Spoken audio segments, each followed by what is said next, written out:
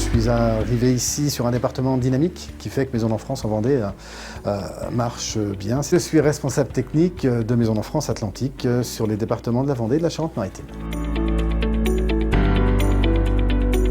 Mon rôle est d'analyser la réglementation, d'analyser les prix, ensuite de former, d'informer les gens pour que eux, sur le chantier, travaillent beaucoup plus simplement. On intervient souvent en amont des équipes techniques qui sont sur le terrain.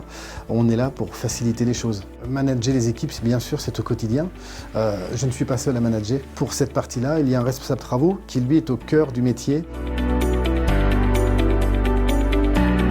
Tout commence par un rendez-vous qui est le plus important pour le conducteur de travaux, qui est la mise au point. C'est à ce moment-là, généralement, qu'il y a une passation entre le service commercial et le service technique pour justement apprendre à connaître les clients. Le conducteur de travaux, sur ce rendez-vous, va expliquer exactement toutes les phases chantier et expliquer comment fonctionne notre extranet. Des documents vont pouvoir être envoyés sur cet extranet, des photos, des messages du conducteur de travaux, ce qui permet d'être toujours en relation avec le client. Le conducteur de travaux est équipé aussi d'un carnet de chantier, numérique aujourd'hui, sur tablette, pour justement contrôler tout ce qui doit être contrôlé sur le chantier.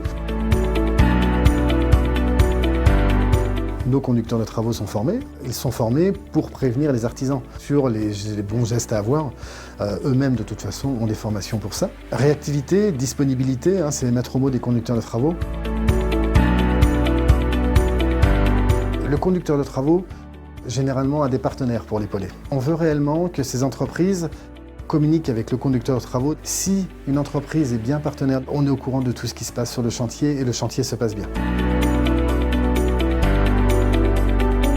La livraison d'un logement est toujours particulière. C'est très émouvant. Les gens, à ce moment-là, découvrent leur univers de vie pour peut-être les 5, 10, 15 ans à venir.